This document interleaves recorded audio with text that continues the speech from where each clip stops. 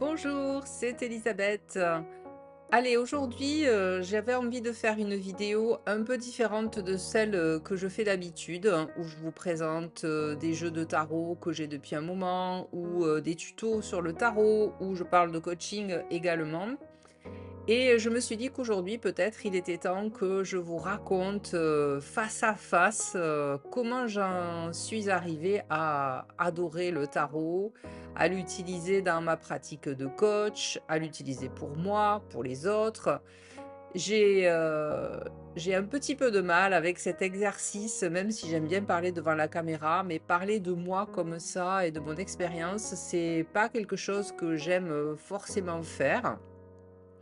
Mais je sais qu'il y a beaucoup de personnes qui aiment bien qu'on raconte son expérience justement pour, partager, ce qu'on ressent. C'est vrai que, il y a aussi énormément de gens qui n'aiment pas, parler devant une caméra ou parler du tout d'eux, c'est compliqué et donc voir quelqu'un qui le fait, et pouvoir ensuite commenter par exemple en dessous de la vidéo et ben, je me dis que ça peut être utile à certains. Donc, je vais vous raconter un petit peu, mon parcours, avec le tarot, même si vous avez sûrement entendu, certaines choses au travers de mes vidéos lorsque je fais, des reviews, lorsque je suis, derrière la caméra mais qu'on me voit pas, qu'on voit que mes mains. Mais après voilà, pour le moment, j'ai pas une chaîne avec une énorme audience, donc c'est peut-être passé, un peu à l'as. Et donc je vais vous parler de mon parcours avec le tarot parce que c'est vrai que je ne l'ai pas découvert il y a si longtemps que ça fait une petite dizaine d'années à peine. Je suis pas née avec un don hérité de ma grand-mère, de mon grand-père, je le dis tout le temps. On n'a jamais fait de tarot dans ma famille, je sais pas d'où ça vient. Et d'ailleurs, ma passion pour les chevaux, c'est pareil. En fait, j'étais, la 1re dans ma famille à adorer les chevaux. Je me souviens avoir, commandé un cheval, pour mes 4 ans au Père Noël et je ne l'ai jamais eu d'ailleurs. Mais, il y a pas de cavalier dans ma famille, avant moi. Voilà, on aime les animaux, mais les chevaux, pas, voilà, pas particulièrement. C'était des chats et des chiens, mais il y a pas de cavalier. Et le tarot, c'est pareil. Personne ne m'a initié au tarot dans ma famille. Il n'y a pas de cartomancienne, il y a personne. Donc je ne sais pas, parfois je me demande d'où je viens d'ailleurs. Bon bref, en tout cas, j'adore le tarot parce que c'est vrai qu'il permet d'accéder plus facilement aux ressources, à nos ressources ou aux ressources du client si on travaille avec quelqu'un. Et moi, en fait, je l'ai découvert, en 2016, donc vous voyez, ça fait 8 ans, en fait, à la suite d'une situation un peu compliquée, au travail. Donc, j'étais prof d'anglais dans l'éducation nationale. J'y suis restée 25 ans, ça se passait, très bien, hein, dans l'ensemble. J'adore enseigner, j'avais de bons contacts avec les élèves. Bon, ça peut arriver, qu'on ait des différends avec certains, voilà, ça passe pas toujours avec tout le monde, mais bon, ça arrive à tous les profs, je pense.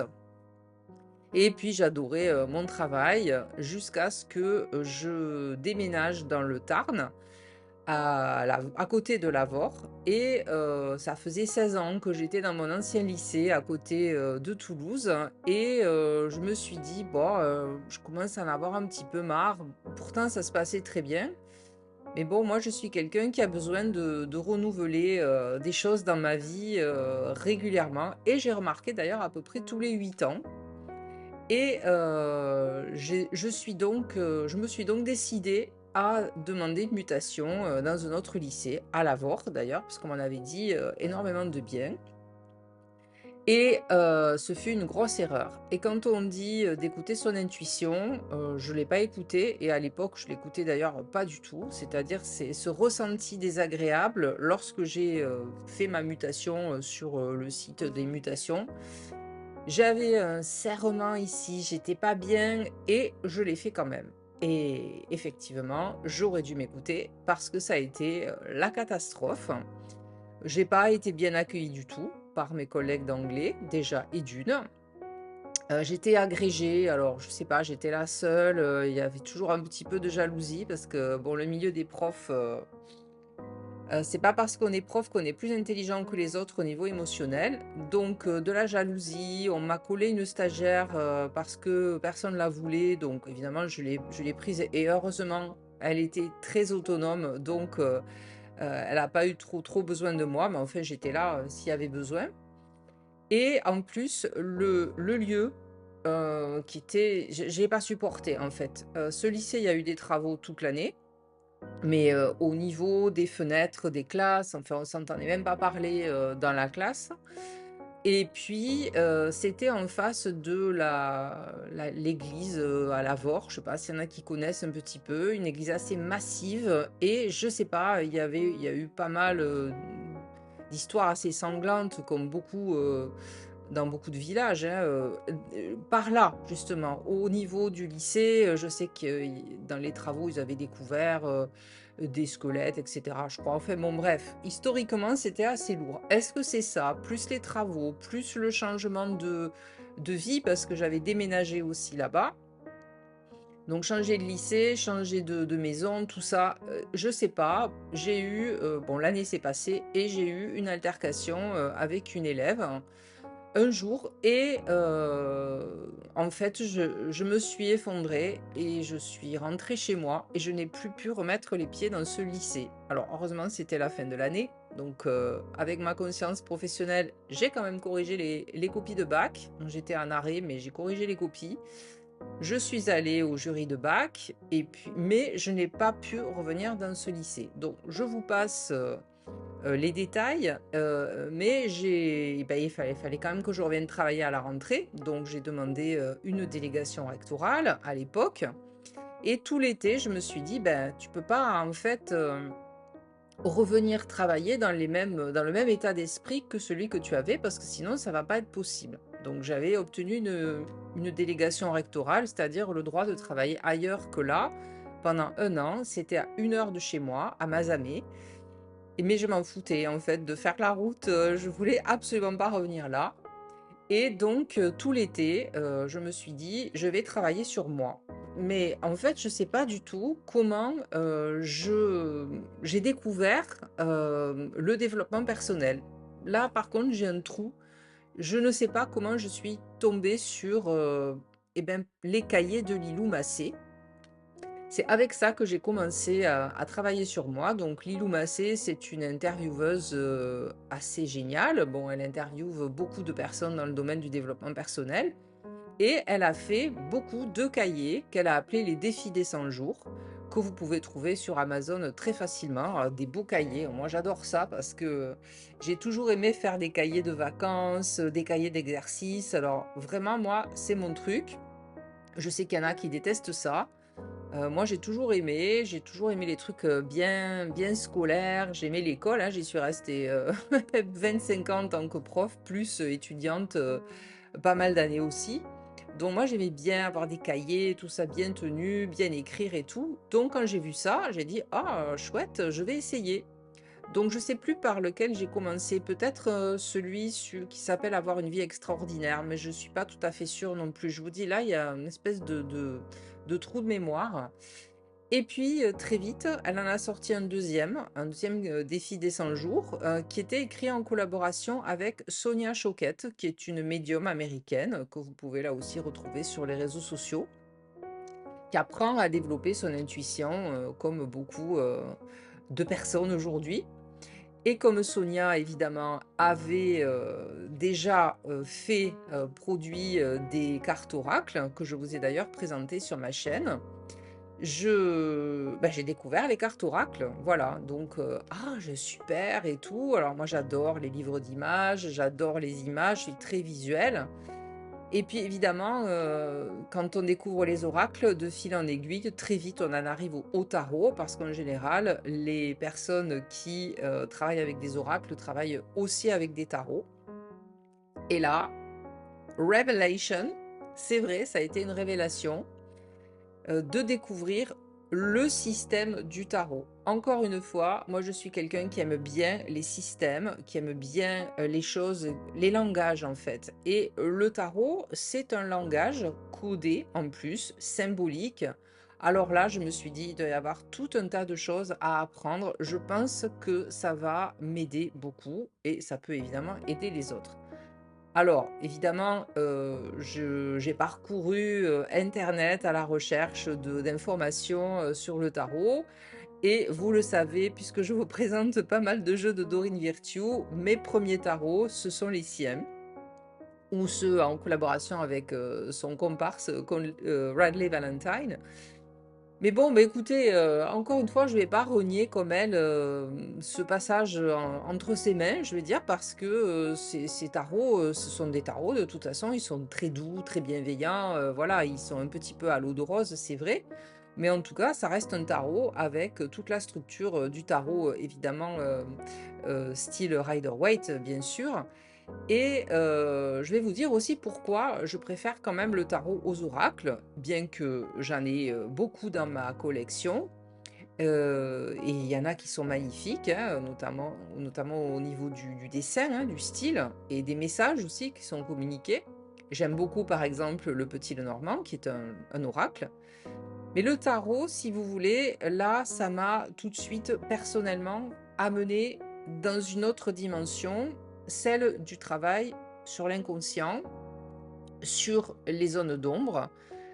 Et ça, j'ai un peu plus de mal à le faire avec les oracles parce que le message, en fait, qui est délivré sur une carte oracle est assez basique ou assez simple à comprendre, même très simple à comprendre. Et moi, j'aime bien quand il faut aller chercher des choses cachées, etc. Et puis, ben, le tarot permet énormément de pratiques. Vous allez me répondre, ben, les pratiques que je vais vous citer, on peut également le faire avec des cartes oracles, bien entendu. Mais bon, voilà, ça permet beaucoup de visualisation parce qu'en plus, on a quand même la signification de la carte qui change pas. On peut faire du dessin, on peut étudier le langage du corps en se positionnant par exemple dans l'attitude des arcanes, des personnages sur les arcanes. Et puis l'analyse approfondie des cartes, il y a eu tellement d'auteurs, j'allais dire scientifiques, hein, qui ont fait vraiment une analyse scientifique de ce système que moi, ça m'a enthousiasmée. Et comme je vous l'ai déjà dit, c'est un langage, donc moi je suis prof de langue, j'adore les langues, et si j'avais le temps, j'en étudierais bien d'autres, mais bon, voilà, il faut à un moment donné prioriser dans la vie, et je ne peux pas faire que étudier, malheureusement. Et donc là, ce langage codé qu'il faut étudier, moi, ça me plaît. Je suis assez cerveau gauche, c'est vrai, donc j'ai besoin, moi, de m'appuyer sur, du scientifique, sur de l'analytique, sur du concret. J'ai un cerveau droit, hein, je vous rassure tout de suite, que j'ai d'ailleurs appris à développer grâce, au tarot et aux oracles et à tous les auteurs, vers lesquels je me suis tournée. Mais, c'est vrai que bon, j'ai besoin d'étudier, j'ai besoin d'analyser, donc, ça me plaît énormément d'étudier le tarot. Ensuite, il y a énormément d'ouvrages, comme je vous l'ai dit, qui sont très fouillés, très gros là, bien plein de références et plein de documentation. Et ça, sur les oracles, vous n'en avez pas. Donc oui, moi, j'adore quand le livre, il est très gros, il est plein d'infos, plein de références. Ça, c'est le kiff total. Alors voilà, je découvre ce système, je suis tellement enthousiasmée et puis je suis de tempérament assez passionné que j'ai eu envie bien sûr, de le partager à déjà mes proches.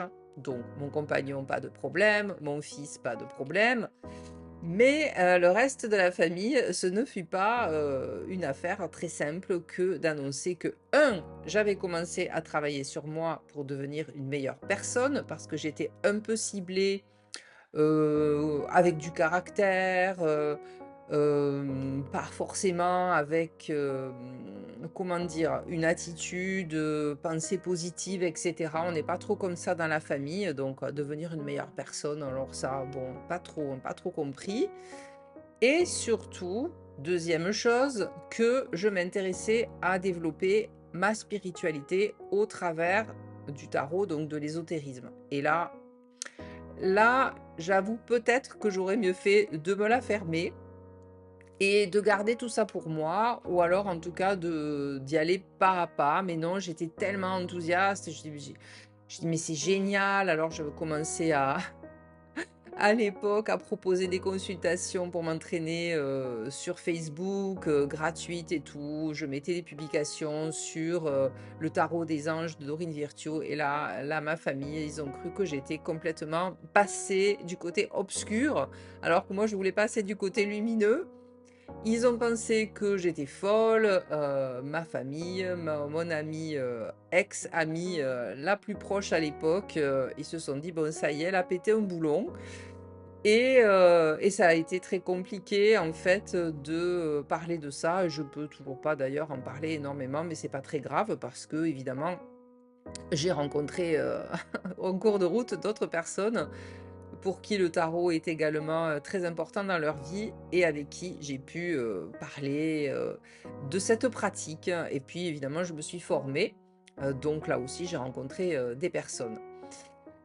Alors, le travail sur soi, bien sûr, le tarot m'a aidée, mais pour être honnête, hein, je suis coach, hein, je vous l'ai dit, je me suis formée au coaching, j'ai 2 certifications en coaching. Ce n'est pas quand même les consultations de tarot que j'ai pu faire avec, des tarologues qui m'ont, le plus aidée parce que, oui, très honnêtement, j'ai pas dû savoir les choisir non plus parce que, c'était, des cartomanciens, traditionnels, qui, me débitaient, des banalités, qui n'étaient pas du tout coach, c'est-à-dire, qui n'écoutaient pas ce que je leur demandais et qui voulaient absolument, me dire ce qu'ils voyaient dans les cartes, ce qui est normal, hein, puisque c'est, on va dire, quand même la base, mais sans valider, si ça résonnait en moi et cetera, donc ça m'a pas vraiment aidée.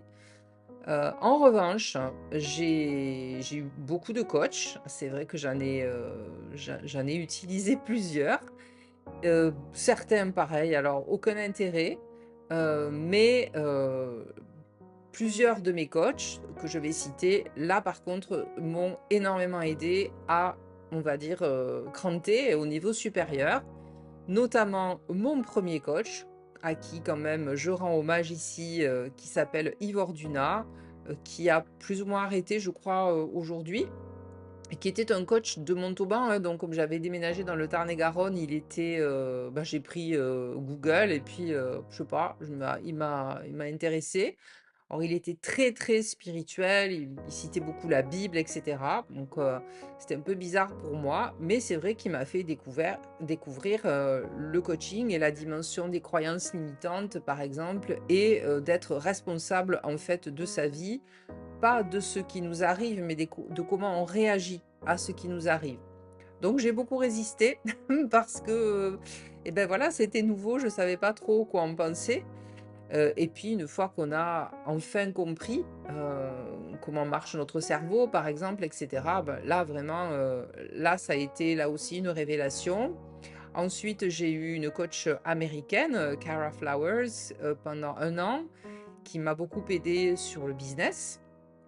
Et Paul Devaux qui est un coach, que j'adore, qui a été donc mon coach et superviseur pendant plus d'1 an et demi et avec qui je suis toujours en contact, qui est un coach, depuis une trentaine d'années, hein, un vieux de la vieille, on va dire. Donc là, c'est vrai que c'est ça qui m'a aidée en fait à me développer, je pense, parce que, comme je vous l'ai dit, la plupart des cartomanciens que j'ai rencontrés à l'époque ne vont pas du tout en profondeur, ne savent pas du tout écouter, mais parce qu'en fait, quand on se forme au coaching, on apprend à écouter et encore après il faut pratiquer et ils te donnent souvent une ligne toute tracée que tu vas pas pouvoir modifier. Donc moi, c'est pas du tout ce que je veux faire avec mes clients, par exemple, ni même pour moi, hein. Je veux pas envie, de me dire: «Waouh, voilà, j'ai un destin tout tracé dans les étoiles et puis je peux pas agir, quoi, hein, donc je peux rien faire alors quoi, j'attends, que les choses m'arrivent». Donc non, non, non, non, non. Donc c'est pour ça que l'année dernière, je me suis dit: «Je vais me repositionner en tant que coach tarologue». Pour un petit peu apporter, une approche différente. Bon, il y en a d'autres, hein, qui font comme ça. Par exemple, vous pouvez, aller voir, Kevin Meunier avec qui je me suis formée, également au tarot. qui n'est pas du tout dans, ben, voilà ce qui va t'arriver, merci, au revoir. Donc il y en a d'autres, mais bah, pour ma part, en tout cas, je me suis, plantée, ça n'a pas du tout marché ce repositionnement. Alors j'ai tenté d'analyser pourquoi. Je pense déjà que je suis pas assez perchée quand même. Parce que c'est vrai que malgré tout, en France, on est resté beaucoup sur des superstitions, on va dire ataviques presque, voilà, très, très anciennes au niveau du tarot. Et moi, je suis plutôt influencée par les consultations type à l'américaine, qui sont très développement personnel. Et en France, le développement personnel et le coaching, ça commence, hein, bien sûr. Je ne veux pas dire qu'on est complètement arriéré, mais pas loin. Donc, quand je disais que j'étais coach tarologue, ah, mais tarologue, le tarot, ah oui, vous êtes voyante. Alors, voyante, voilà. Donc, voyante, je ne sais pas exactement ce que les gens imaginent que c'est-à-dire je vois dans votre tête. Donc, imaginez bien que ça, c'est pas possible, hein, personne ne peut voir dans votre tête. Et comme je le dis régulièrement, à mon avis, si je rentrais dans votre tête, j'y verrais beaucoup de bordel, comme dans la tête de beaucoup de gens. Donc non, évidemment, je ne vois pas, je ne vois pas. Et puis voir l'avenir à travers les cartes, oui, bien sûr, on voit une énergie qui est là, parce qu'aujourd'hui vous en avez une et qu'elle risque de donner ça demain. Donc c'est vrai que les cartes aident à ça. Mais j'aime pas du tout m'appeler voyante, ça me résonne pas du tout en moi. Et en fait aussi, quand vous dites ça, que vous êtes coach tarologue, alors le côté coach, on oublie. Donc les gens s'attendent à ce que je leur sorte tout leur avenir, là, comme si je lisais un livre, mais sans entreprendre de travail sur soi ni faire aucun effort. Donc encore une fois, moi je peux pas travailler comme ça, c'est pas possible. Je me refuse de laisser les gens avec un destin tout tracé dans une position de victime, c'est pas ma mission. Donc si les gens ont envie de ça, c'est certainement pas moi qu'il faut venir voir, ça c'est sûr.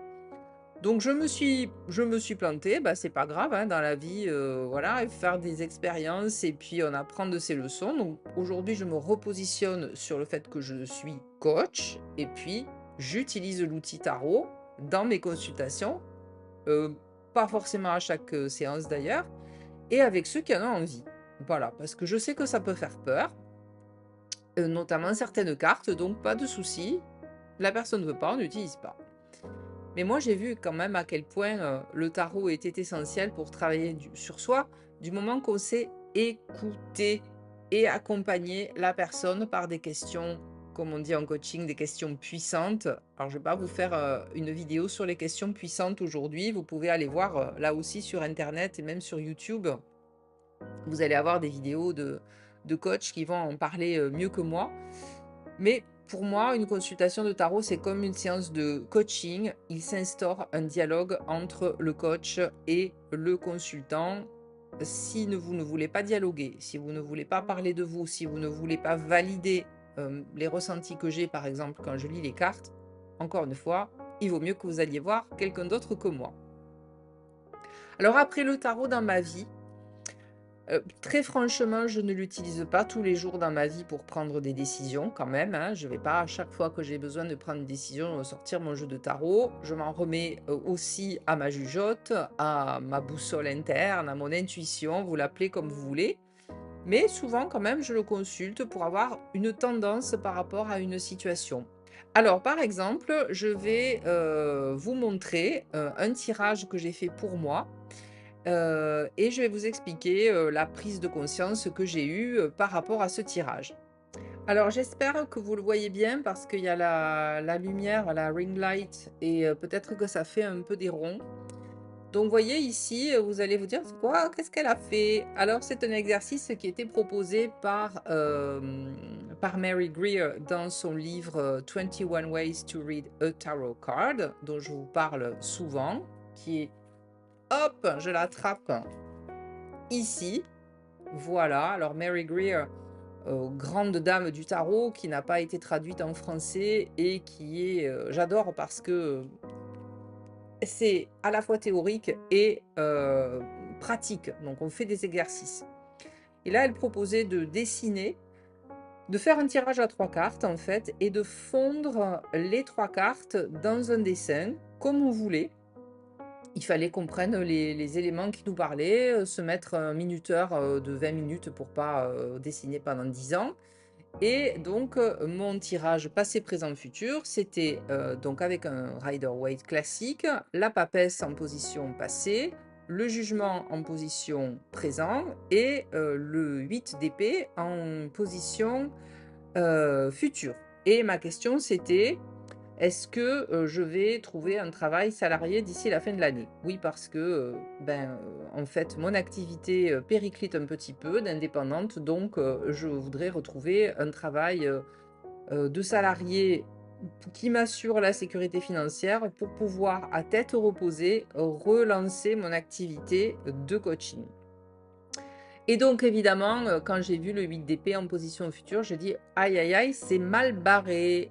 Donc au lieu d'en rester là, bien évidemment, j'ai fait l'exercice. Donc vous voyez, en fait, j'ai pris, quand je voyais les 2 cartes à côté, je voyais, l'ange du jugement qui avait l'air vraiment de souffler quelque chose très fort à l'oreille du personnage du 8 d'épée que j'ai donc placé dans mon dessin directement sous l'ange. Ensuite, alors là, j'ai gardé un petit personnage qui était à l'arrière-plan du jugement, qui a l'air de dire eh oh, je suis là, et puis, ou alors de se libérer complètement. J'ai gardé toute l'eau qu'il y avait dans la papesse, qu'il y avait dans le jugement et qu'il y avait aussi dans le 8 d'épée. Donc l'eau, tout l'aspect émotionnel, bien évidemment. Et de la papesse, en fait de la grande prêtresse, j'ai gardé que les 2 colonnes, que l'on voit sur la carte, donc Boaz et Jacquine, les 2 colonnes du temple de Salomon parce que je sais pas, j'avais envie de faire passer, ce personnage du 8 d'épée à travers ces 2 colonnes. Et donc une fois que je l'ai eu dessiné, en fait, on l'analyse après comme, un tirage, classique. Donc là, évidemment, qui êtes-vous dans la carte? Donc évidemment, pour moi, j'étais, le personnage, au milieu, en rouge avec les yeux bandés, c'est-à-dire dans un état un peu inconscient par rapport à, cette recherche d'emploi. Et avec cet ange qui me soufflait: «Allez, enlève ton bandeau, tu vois bien que là, tu avances un peu, tu sais pas trop où tu vas et puis, surtout tu es dans un état un peu flottant, tu sais pas ce que tu fais». Et donc une fois qu'on avait fait ça, qu'on avait bien analysé, je vous passe tous les détails là aussi, sinon la vidéo va durer trop longtemps. Eh bien, j'ai eu donc la prise de conscience que je n'étais pas assez, préparée à chercher ce travail. Il fallait que je retravaille mon CV, et cetera, que je fasse valoir, mes compétences, bref, enfin voilà, hein. Je vais pas vous expliquer comment on cherche du travail. Et finalement, le petit personnage au fond qui attend d'être libéré, d'être libéré de son bandeau, sur les yeux et de ses mains, liées, grâce à l'annonce sonore, du jugement, voilà, quelque chose, une révélation. Et puis après l'exercice nous invitait à faire, à poser une action concrète. Donc je me suis dit: et puis je reviens aussi sur le 8 d'épée, si vous devez savoir que c'est, la carte des croyances, limitantes. Donc c'est vrai que, quand je cherche du travail, que je vois les annonces et cetera, je me dis: «Tu es trop vieille, personne te prendra, parce que tu es trop vieille, parce que tu as un CV, particulier, tu viens de la fonction publique, donc il y a des a priori». Enfin tout ça que je me racontais, il fallait y mettre un terme parce que ça ne m'aidait pas de toute façon à avoir des entretiens, vous doutez bien. Donc j'ai fait, l'exercice des bonhommes allumettes que vous connaissez peut-être de Jacques Martel et ça m'a fait un bien fou. Donc ça a été l'action que j'ai posée. Donc voilà, ça c'est par exemple comment moi je travaille avec le tarot, ponctuellement, hein. Voilà, je peux pas faire cet exercice-là, hyper souvent parce que c'est long. Et donc voilà, ça c'est un exercice, vous voyez, qui me prend un petit peu de temps et qui est pas, voilà, tiens, il va t'arriver ça, puis tu en restes là. Donc j'essaie à chaque fois de trouver des solutions. Alors ce que j'aime aussi avec le tarot, c'est qu'il n'y va pas par 4 chemins. Il va te dire les choses directement et comme moi je suis aussi comme ça, moi j'aime bien cet aspect. Tu vois là, ben, tu arrives pas à ton objectif, tu essuies, refus sur refus, bah, regarde, t'as vu? Analyse le 8 d'épée. Donc tu verras bien que là, tu es en train de t'enfermer toute seule, dans tes histoires, racontées par évidemment, ton cher ego. Ensuite, j'aime bien aussi, par exemple, en ce moment, je me suis posé la question grâce, aux vidéos de la chaîne Les Chemins de la Connaissance, je me suis demandé dans quelle énergie, j'étais en ce moment, parmi toutes les cartes du tarot, arcane majeur, hein, du tarot, là j'ai pris le tarot de Marseille et je sais qu'en ce moment, par exemple, je suis, dans l'énergie de l'arcane sans nom. Alors moi, j'aime bien les cartes que les gens n'aiment pas, donc moi, j'aime beaucoup cette carte parce qu'elle est très dynamique. Elle est très dynamique, elle brasse beaucoup, voilà, quand on la sent, on se dit: «Bon, hein, hein». Et puis, ben, j'avais besoin en fait de voilà, qu'on me dise un peu les choses directement et comme c'est pas, les gens autour de moi qui vont me dire peut-être les choses directement parce que des fois on n'ose pas, faire du mal, blesser et cetera. Et ben, je prends le tarot parce que lui, comme je vous l'ai dit, il me parle bien, direct et c'est vrai que j'ai besoin de refondre toute mon activité de coach, donc comme je viens de vous l'expliquer et j'ai besoin de tout envoyer à la poubelle pour reconstruire sur ce terreau bien, bien fertile, bien noir, qui va m'aider à faire pousser quelque chose qui me correspond mieux. Donc en ce moment, l'arcane sans nom. Ensuite, j'aime beaucoup, la papesse. Voilà, la papesse parce que, je suis, trop impatiente, je suis tout le temps en train de faire et j'aurais tellement envie, d'être comme la papesse, me poser bien couverte avec un plaid et lire. Voilà, avoir un livre tout le temps avec moi. Je peux pas lire trop en ce moment, je m'endors, j'ai pas le temps. Donc c'est vrai que la papesse, ben, voilà, l'énergie de la papesse en ce moment, j'aimerais y être. J'y suis pas, mais j'aimerais y être beaucoup. Et puis, je fais bien sûr, des tirages du jour, dans un cahier dans lequel j'écris. Parce que là, je vous ai montré la tablette, donc c'est vrai que j'aime bien parce que, ça me permet de ne pas avoir des cahiers partout. Mais j'ai aussi des cahiers parce que j'écris à la main et là, je prends, une question, ça c'est dans le livre de Sacha Graham, c'est 365 tirages, différents, donc un pour chaque jour de l'année. Donc selon le jour où on est, ben, je prends le tirage qui est là et je prends une seule question, parce que évidemment il y a plusieurs questions, puisque ce sont des tirages complets. Et je prends une carte d'un tarot, voilà, je les prends, je les essaye tous en fait. Je les réessaye tous, ceux que j'ai. Et je tire une carte et après je la décris et puis je réponds à la question d'après ce que j'ai vu. Voilà en fait, comment j'ai découvert le tarot. Donc il y a 8 ans. Moi je l'ai beaucoup pratiqué, hein, j'aime bien tout de suite pratiquer, donc comme je vous l'ai dit, j'ai proposé des consultations à des amis. J'ai aussi travaillé sur des plateformes de voyance, mais oui, oui, parce que je me suis dit que ça allait être très formateur et ça l'a été. Surtout moi qui aime pas parler, au téléphone. Alors je vous dis pas, là ça m'a fait passer un cran aussi.